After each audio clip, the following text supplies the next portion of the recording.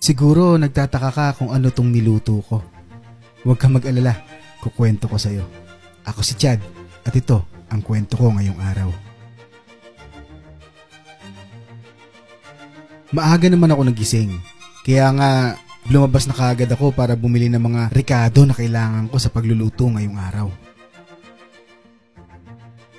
At pagkatapos kong bumili, umuwi na rin ako agad kasi baka maabutan pa ako ng tanghali eh.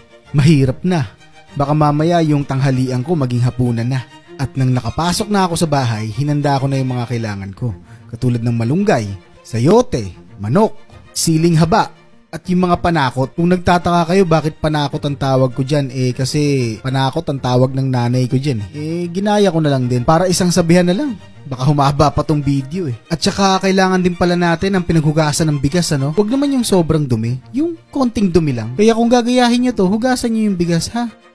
Eto nga pala yung chicken skin, ano? Pinrito ko na siya sa sarili niyang mantika. Isasama natin to sa pagluto mamaya eh. Ayan, medyo crispy na. Kaya kukunin na natin to at itatabi natin yung mantika. Kumuha na tayo ng bagong lagyanan.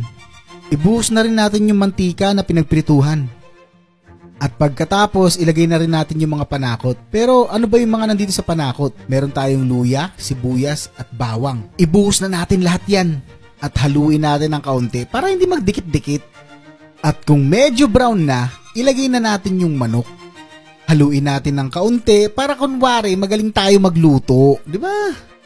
Takpan natin at antayin natin na sabawan niya yung sarili niya. At kung nagsabaw na, ilagay na natin yung sayote. Haluin natin ng kaunti at takpan na natin. Mag-antay tayo uli ng ilang minuto. At pagkatapos ng ilang minuto, ilagay na rin natin yung pinaghugasan natin ng bigas. Lagyan din natin ng konting patis. Konti lang baka magkasakit ka naman sa bato na sobrang alat ng gawa mo. Huwag din natin kalimutan ng paminta. Konti lang din ilagay mo, baka umanghang naman ng sobra.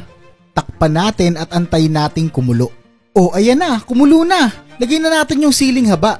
Siyempre, lagay na rin natin yung malunggay para sa katawang matamlay. At voila! Meron ka ng tinolang masustansya. Ang dali lang ng proseso, di ba? Pero alam mo ba na hindi lang sa pagluluto natin may i-apply ang salitang proseso? May i-apply din natin ito sa buhay. Tulad ng pagluluto, kailangan tama at ginawa mo ang proseso para pag naluto na ang niluluto mo, siguradong masarap at di mo pagsisisihan ito.